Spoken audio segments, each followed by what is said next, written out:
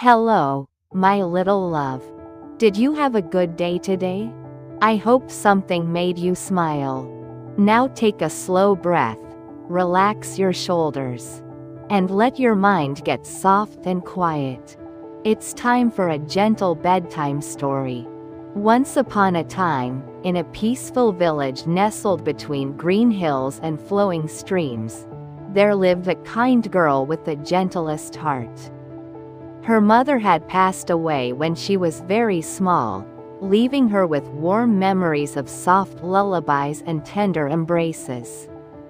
Her father loved her dearly and made sure she always felt safe and cared for. The girl spent her days helping around the house, tending to the small garden where vegetables grew in neat rows, and caring for the animals. She had a special way with all living things. The chickens would gather around her feet, clucking softly, and even the butterflies seemed to rest on her shoulders as if they knew she would never harm them. After some time, her father married again, hoping to bring more warmth into their home. The new stepmother brought with her a daughter of her own. At first, the girl hoped they would all become a happy family, working together and sharing peaceful evenings by the warm firelight. But as seasons changed, like autumn leaves turning from green to gold, things in the house began to feel different. The stepmother and stepsister began to give the kind girl more and more tasks to do. They would ask her to fetch water from the well, to sweep every corner of the house until not a speck of dust remained, to wash clothes in the cold stream until her hands grew tired. The girl never complained. She would hum gentle songs while she worked, finding beauty in simple things, the way sunlight sparkled on water, the soft sound of the broom swishing across the floor, the clean smell of laundry drying in the warm breeze. Even when her tasks were many, she kept kindness in her heart like a small, steady flame.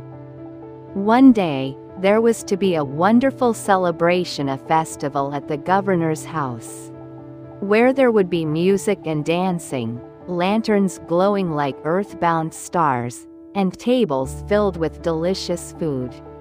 Everyone in the village was invited, and the girl's heart fluttered with gentle excitement at the thought of going.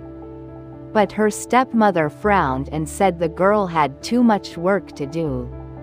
She poured a huge sack of mixed grains onto the ground: rice, millet, beans, and barley, all jumbled together in a confusing pile. "Separate all of these before sunset," the stepmother said, "and then perhaps you may go." The girl knew it was an impossible task, but she sat down quietly and began to sort, grain by grain, with patient fingers. As she worked in the soft afternoon light, something magical happened. A small sparrow landed nearby, tilting its head to watch her. Then another came, and another, until a whole flock of birds surrounded her. They chirped and fluttered, and began to help, pecking at the grains and sorting them into neat piles: rice with rice, beans with beans, everything in its proper place. The girl smiled with wonder and gratitude, whispering thank you to each little bird. In no time at all, the impossible task was done, and the birds flew away, their wings making soft whooshing sounds against the evening air. But when she showed the sorted grain to her stepmother, another task appeared. "The water jug has a crack," the stepmother said, pointing to a large pot with a hole in its side. "Fill it with water from the stream and bring it back full." The girl took the broken jug and walked slowly to the stream, wondering how she could possibly carry water in something that leaked. As she sat by the flowing water, feeling puzzled but not defeated, she noticed a toad sitting on a smooth stone. The toad looked at her with kind, knowing eyes. Suddenly, it opened its mouth and out came soft, cool mud, magical mud that sealed the crack in the jug perfectly. The girl filled the vessel with clear water, and not a single drop leaked out. She returned home with the full jug, and though her stepmother was surprised, she finally allowed the girl to attend the festival. But the girl had no fine clothes to wear, only her simple everyday dress, worn soft from many washings. As twilight painted the sky in shades of purple and pink, the girl went to her mother's grave, a peaceful spot beneath a willow tree where she often went to feel close to the mother she missed. She sat there quietly, speaking to her mother's memory about her hopes and dreams. Then something wonderful happened. A beautiful cow appeared, as white as fresh snow and gentle as moonlight. The cow spoke in a voice like wind chimes, telling the girl not to worry. With a soft breath, the cow transformed the girl's simple clothes into the most beautiful dress. Shimmering with colors that seemed to hold the sunset itself, soft golds, gentle pinks, and the warm amber of honey. On her feet appeared delicate shoes that fit perfectly, comfortable and lovely. The girl felt like she was wrapped in stardust and kindness. She thanked the magical cow with tears of joy and walked toward the governor's house, where lanterns were being lit one by one, making the night glow with warm, welcoming light. At the festival, everything was magical. Musicians played gentle melodies on flutes and strings, and the sound floated through the air like silk ribbons. Tables were laden with rice cakes, sweet fruits, and delicate treats that melted on the tongue. The girl moved through the celebration like a soft dream, and everyone wondered who this graceful visitor could be. The governor's son, a kind young man with thoughtful eyes, noticed her immediately. He saw not just her beautiful dress, but the gentleness in her manner, the way she smiled at everyone, the kindness that seemed to glow from within her like a lantern's steady flame. He approached her carefully, not wanting to startle her, and asked if she would like to walk through the garden with him. They strolled beneath paper lanterns swaying in the evening breeze, talking about simple, beautiful things, the way the moon looked like a pearl in the dark sky, the sound of night crickets singing their peaceful songs, the sweet scent of jasmine flowers that grew along the garden path.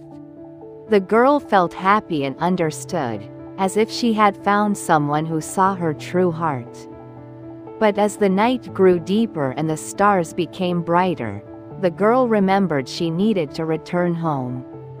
She said a soft goodbye and hurried away, not wanting the magic to end but knowing she had to go. In her haste, one of her beautiful shoes slipped from her foot and remained on the path behind her.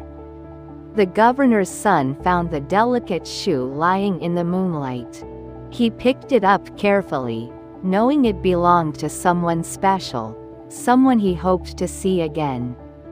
He decided he would search throughout the village until he found the person whose foot fit this shoe perfectly. Days passed like gentle clouds across a blue sky. The young man visited every house in the village, carrying the shoe carefully, hoping to find the kind girl from the festival. When he came to the house where the girl lived with her stepmother and stepsister, the stepsister tried to force her foot into the delicate shoe, but it would not fit. Then the kind girl stepped forward quietly, almost shyly. The shoe slipped onto her foot as if it had been made just for her, which of course, it had. The governor's son recognized her immediately, her gentle smile, her kind eyes, the peaceful way she moved through the world. He asked if she would consider coming to live at the governor's house, not as a servant, but as someone honored and cherished. The girl thought of her father, who had always loved her, and knew he would want her to be happy. She agreed, her heart full of hope and quiet joy. The girl moved to the governor's house, where she was treated with kindness and respect. She brought her gentle ways with her, tending to gardens there and making sure every person and creature around her felt cared for. The birds still visited her, remembering how she had been kind even when she was sad. The toads would sit near the fountain, and she would greet them like old friends. She lived a long and happy life, never forgetting the lessons of patience and kindness she had learned. She made sure that anyone who needed help received it, that no task was too small to do with care, that every living thing deserved gentleness.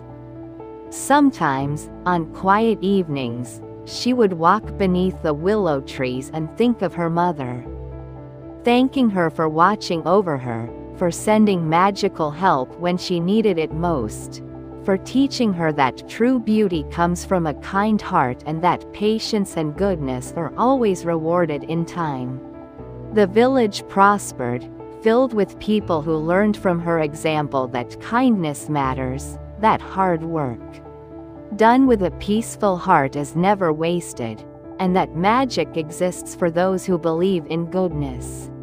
The streams kept flowing with clear water, the birds kept singing their sweet songs, and the stars kept shining down on a world that was a little bit better because one kind girl had never stopped being gentle, no matter how difficult things became.